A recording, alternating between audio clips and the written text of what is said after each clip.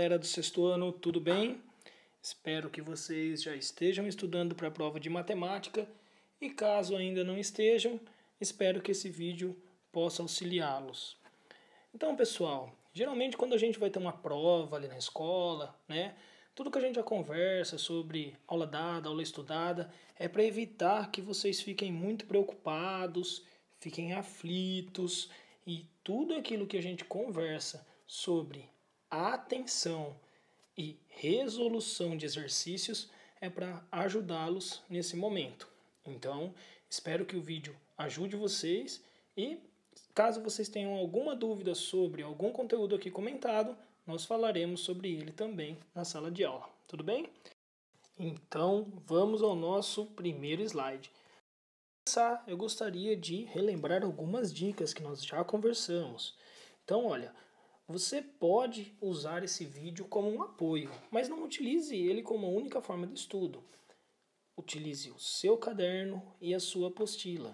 Então, este vídeo não deve ser utilizado como única forma de estudo. Porque, na verdade, pessoal, isso daqui é mais um resumo do que a gente viu nessas 4 semanas de aula. Tudo bem? Quando for solicitado também, pause o vídeo. Por quê? Às vezes eu vou pedir para você tentar resolver algum exercício que aqui está. Tranquilo? Bom, faça os exercícios propostos. Que exercícios, professor? Eu sugiro que você refaça os exercícios que você tem mais dúvida. Assim, vai facilitar o seu estudo. Tudo bem? Então, uma vez você faz o exercício, observando como ele foi resolvido. Na segunda vez, você tenta fazer sozinho. Tudo bem? Outra coisinha que você pode fazer são os exercícios complementares. Eles vão te ajudar muito no estudo. E qualquer dúvida que vocês tiverem sobre eles, vocês podem tirar na sala de aula. Então, fazer os exercícios propostos e os complementares também irão te ajudar. Joia? Vamos lá então. O primeiro assunto que nós temos na nossa apostila é a função do número, certo? Então, cada número tem um tipo de função. Então, nós vimos 5 funções principais. Nós vimos mais, mas as principais são essas, certo? Então, a função de quantificar, como nós já havíamos conversado, ela tem a função de identificar quantidades. Então, por exemplo, 2 meninos, 5 lápis, tudo bem? Então, é só para contagem, certo? Valores monetários, bom pessoal, é muito simples, é só você relacionar com dinheiro. Então, tudo que tiver relacionado a dinheiro, como R$1,20, certo? Ou R$300, então, tudo que tiver relacionado a dinheiro será um valor monetário. A questão da medida era o que gerava um pouquinho de dúvida, porque vocês achavam que medida era somente quando aparecesse as palavras metros, centímetro, quilograma e grama. Essas também são, mas nós não podemos nos esquecer também que 2018, o ano que nós estamos, é uma medida de tempo. Então, 1 hora também é medida, certo? Nós temos também 3 metros, 5 centímetros, na embalagem do produto 200 ml, enfim, certo? Então, só lembra que ano também é medida de tempo. Razão, taxa ou fração são expressões praticamente sinônimas. A parte da razão, a gente viu muitos exemplos que aparecia a palavrinha por. Então, que ele falava assim, por exemplo, 3 metros por segundo. 4 pessoas por carro. 200 pessoas por cidade. Então, ele sempre trazia essa relação. Taxa, nós vamos relembrar da porcentagem ou fração, que é a linguagem já comum. Então, pensando num texto que nós já tivemos, né? Então, nós tínhamos lá uma medida estatística de 2,1 filhos por mulher. Então, ele está comparando 2 grandezas, né? Certo? Bom, e a questão da ordenação é uma das mais simples. Primeiro, segundo, tá bom? Quinto país, joia? Tem que tomar cuidado com isso, porque às vezes no texto está assim, segundo tal pessoa. Então, o segundo numeral vai ter a função de ordenação. Agora, segundo tal pessoa, que tem a palavrinha segundo para indicar alguma coisa, essa não deve. Então, é muito importante você entender o contexto da frase. Tudo bem? Tranquilo? Então, sugiro que você pause o vídeo agora, releia novamente essas funções, se for necessário até que você volte um pouquinho e tente dar alguns exemplos aí na frente. Joia? Vamos lá, continuando. Bom, outra coisinha que a gente falou muito foi sobre a escrita simplificada. A parte da escrita simplificada, pessoal, ela envolve alguns procedimentos que não são tão complicados. Nós conversamos na sala de aula que vocês podem dividir as classes. Como assim, professor? Dividir as classes, lembra que eu falei que hoje nós não utilizamos mais ponto no meio dos números. Utiliza-se apenas um espaço. Então, se nós contarmos aqui, ó, o 8, o 4 e o 3, ele forma uma classe. O 6, o 7 e o 5 formam outra classe. Então, o número que ficou sozinho aqui foi o 8. Então, eu posso colocar 8, vírgula. Tenho duas formas para ver qual que é o meu próximo número. Eu posso olhar aqui, ó, e perceber 675. Ele está mais perto do 600 ou do 700? Ele está mais perto do 700. Então, eu posso aproximar direto para 8,7 milhões. Certo? Joia. Então, outra técnica, o que a gente pode fazer? A gente pode olhar aqui, ó, o 6, que é o primeiro número depois da vírgula. Quando eu olho 6, eu vou olhar para o próximo número, que é 7. Bom, lembrando daquela regrinha, né? 6, 7, 8 ou 9, nós vamos aproximar para cima. Então, o nosso 6 acaba virando o 7. Tudo bem? Tanto faz a forma que vocês usarem. Então, aqui embaixo, separando, nós temos a mesma coisinha. 1, 2, 3, 1, 2, 3. Quem sobrou sozinho aqui foi o 13. Posso destacar tudo aqui e pensar, 435 está mais perto do 400 ou do 500? Está mais perto do 400. Então, 13,4 milhões. Certinho? Então, pausa o vídeo, tenta refazer esses exercícios e alguns outros que estão propostos também nos complementares e na apostila. Então, partindo para o próximo, temos que escrita com todas as ordens. Escrita com todas as ordens é aquela que a gente sempre conversava, escrever eles com todos os zeros, né? Então, era uma expressão que facilitava muito. Então, por exemplo, 2,7 milhões. São 2 milhões, coloco 7, e lembrando que os próximos números serão todos zeros, né? Os próximos algarismos. Então, nós temos aqui 2,7 milhões é igual a 2 milhões e 700 mil. Então, exemplo de baixo, 15,4 bilhões. Seria 15 bilhões e 400 milhões, que é a ordem imediatamente inferior. Então, eu tenho que completar todo o resto com zeros. Tá. Olha, eu completei esse tanto. Será que já é suficiente? Será que eu já escrevi 15 bilhões e 400 milhões? Então, aqui lembrando, unidades, aqui seria milhar e aqui seria milhão. Então, ainda não deu. Então, eu tenho que colocar mais uma classe. Então, unidades, milhares, milhões e bilhões. Certo, galera? Então, sugiro que vocês pausem o vídeo e tentem refazer esse exercício.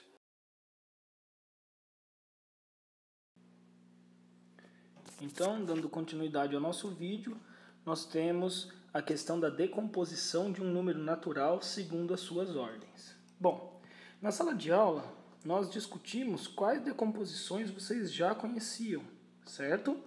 Então, nós falamos principalmente sobre a decomposição aditiva e a decomposição nas formas aditiva e multiplicativa, certo?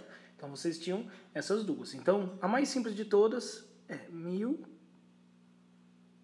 mais 400 mais 30 mais 6. Então, essa é a escrita aditiva do número 1436. A escrita aditiva e multiplicativa, ou multiplicativa e aditiva, né? Nós temos aqui 1 vezes 1000 mais 4 vezes 100, mais 3 vezes 10, mais 6 vezes 1, certo? Então, mesmo resultado.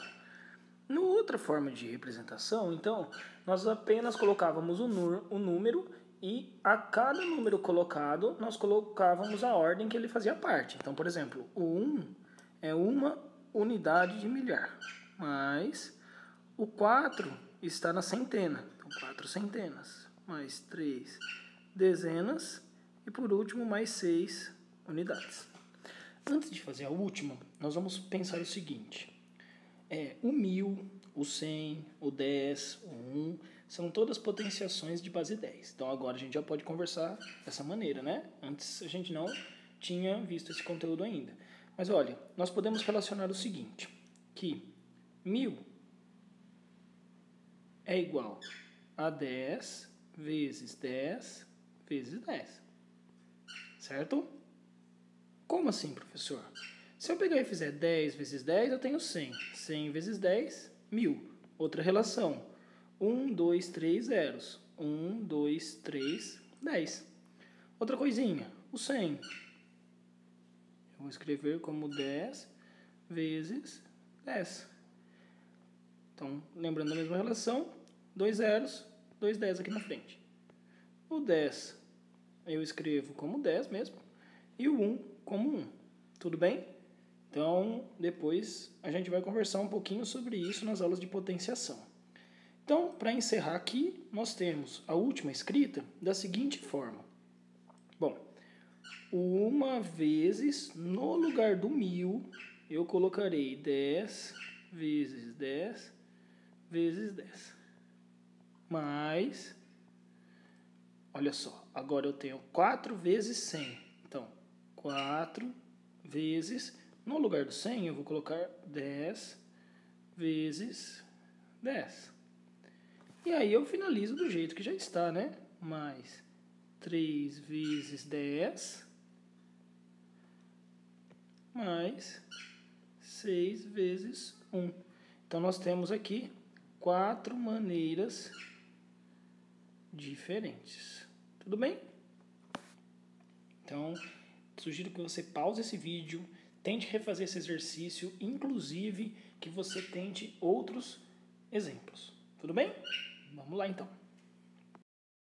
Esse é o tipo de exercício que gerava mais dúvida na sala de aula, então sugiro que você estude bastante.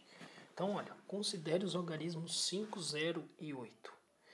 Ele me pede o seguinte: escreva todos os números possíveis de 3 algarismos distintos e significativos. Então, tem que tomar muito cuidado com isso.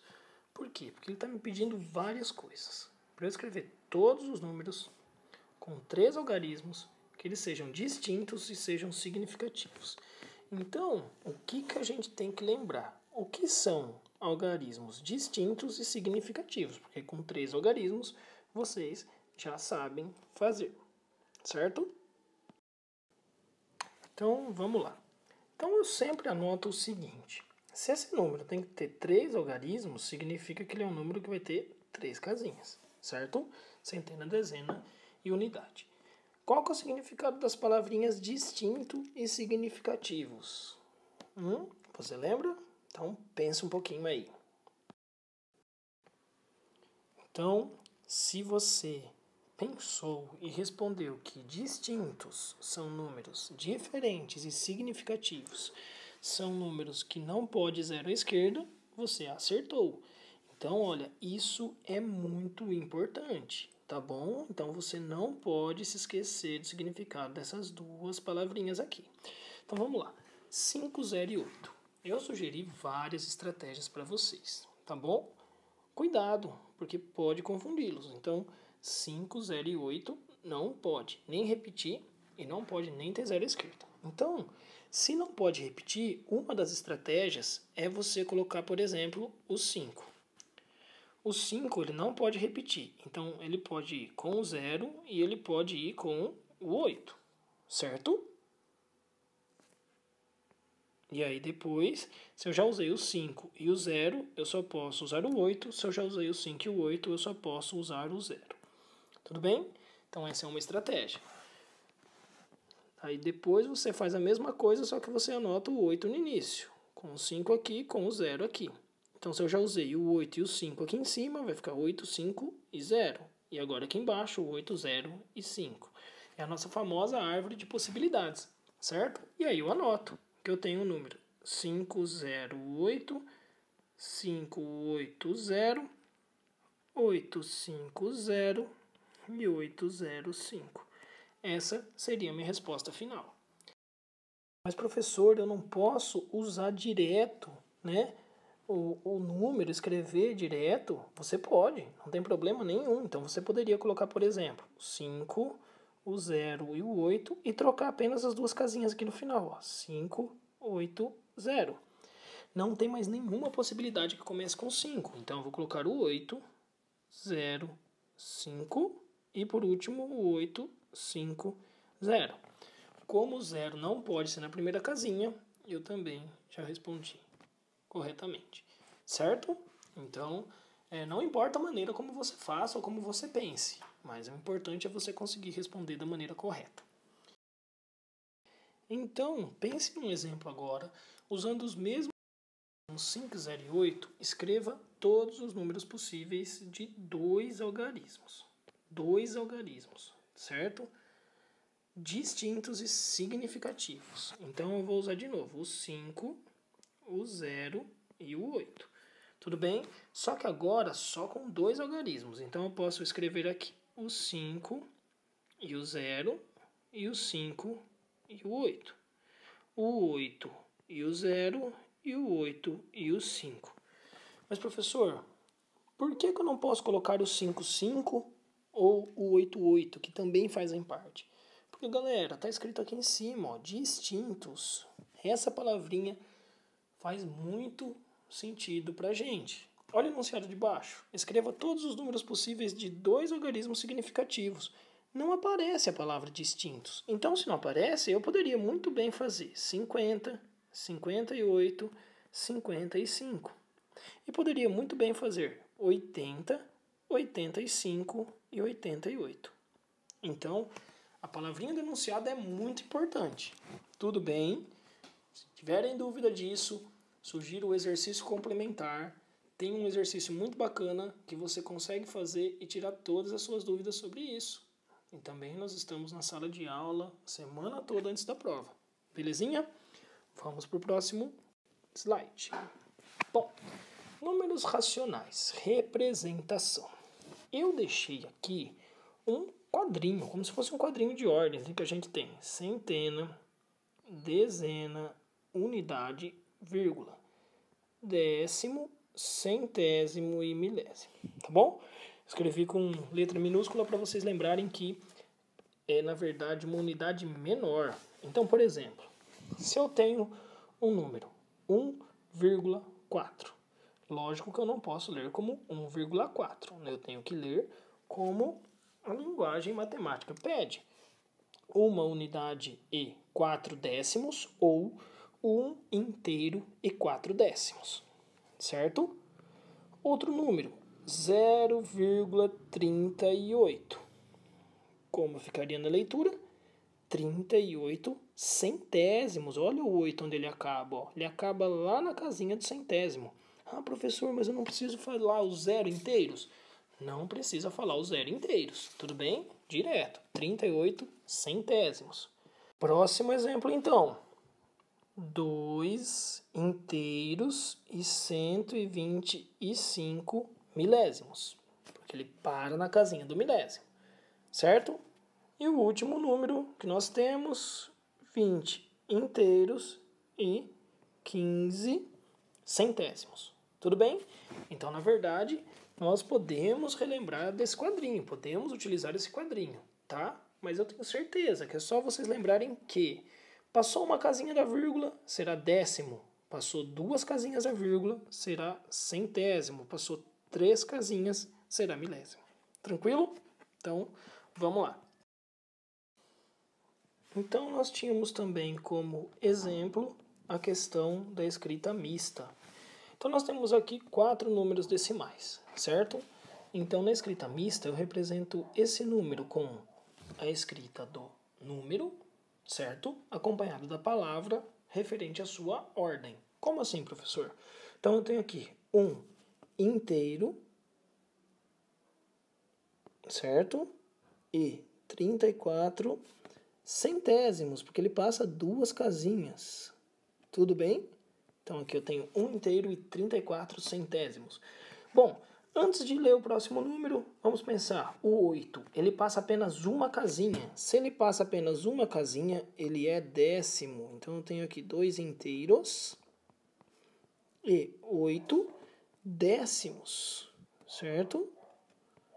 Bom, aqui eu não tenho nenhum inteiro, mas eu tenho um número que passa 3 casinhas. Então, eu tenho 104 milésimos. E por último, é uma novidade para vocês, mas vocês aprenderam que quando passa 4 casinhas, nós temos os décimos de milésimos. Tá bom? Então, como ele tem aqui as 4 casinhas, nós lemos esse número como um inteiro, certo? E 4 décimos de milésimos. Joia? Tudo bem, então. Vamos lá.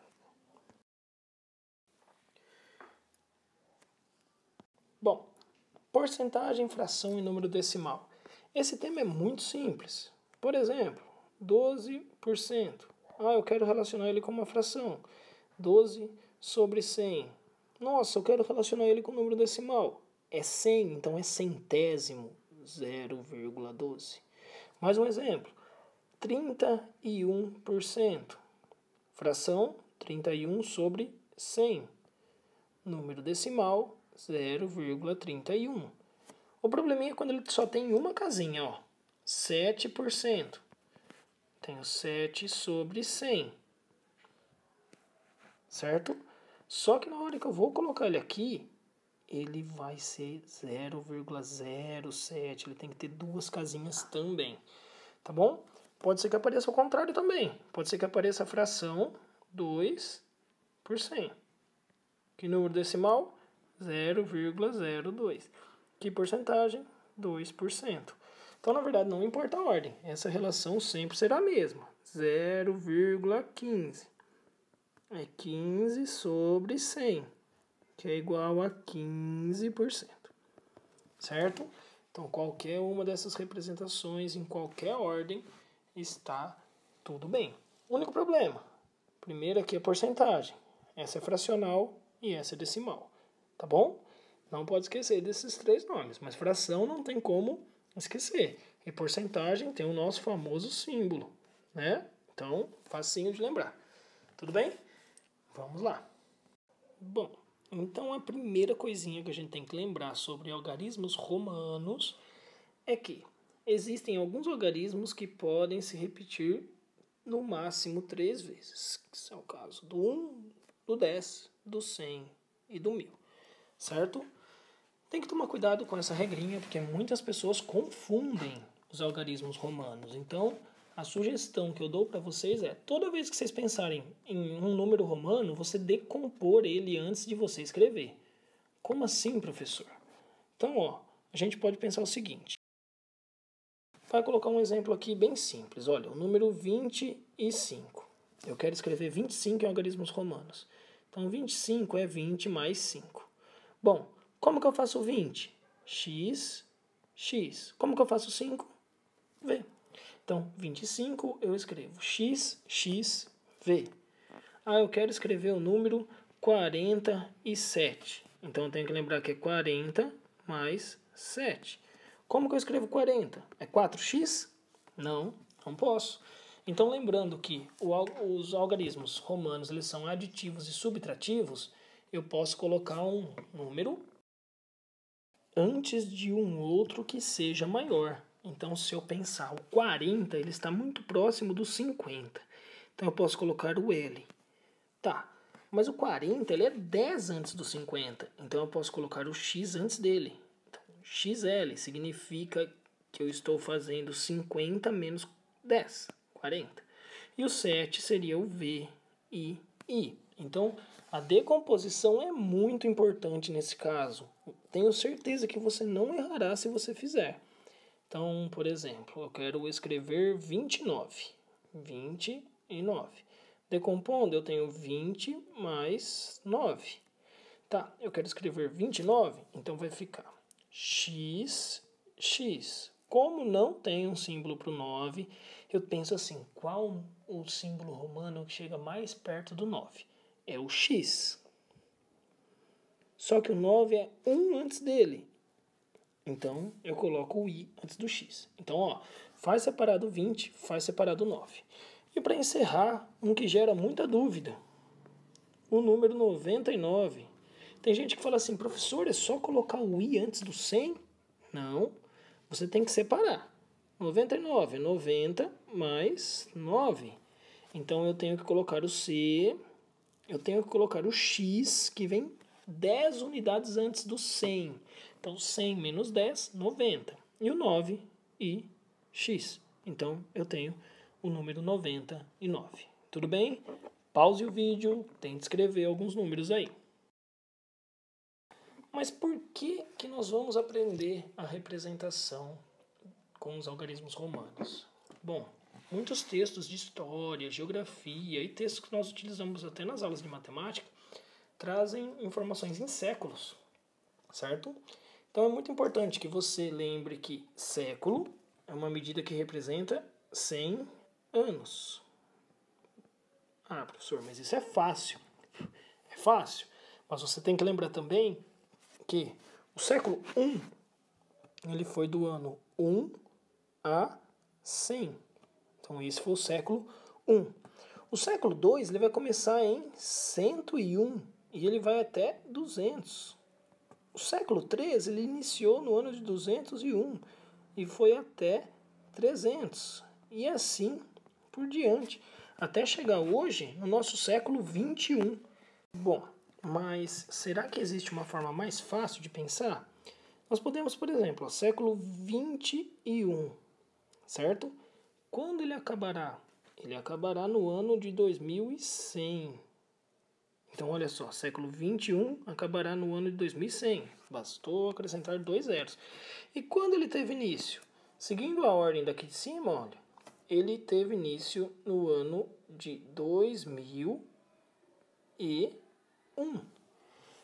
Tá, então se eu quiser, por exemplo, pensar num ano de 1349 e eu quero descobrir que século que ele fez parte, vou dar uma dica bem fácil para vocês. O 1349 ele não está arredondado, então você pode fazer o seguinte, ó, você pode esquecer esses dois últimos e você pega os dois primeiros aqui, ó, 13, e você faz 13 mais 1, que é igual a 14.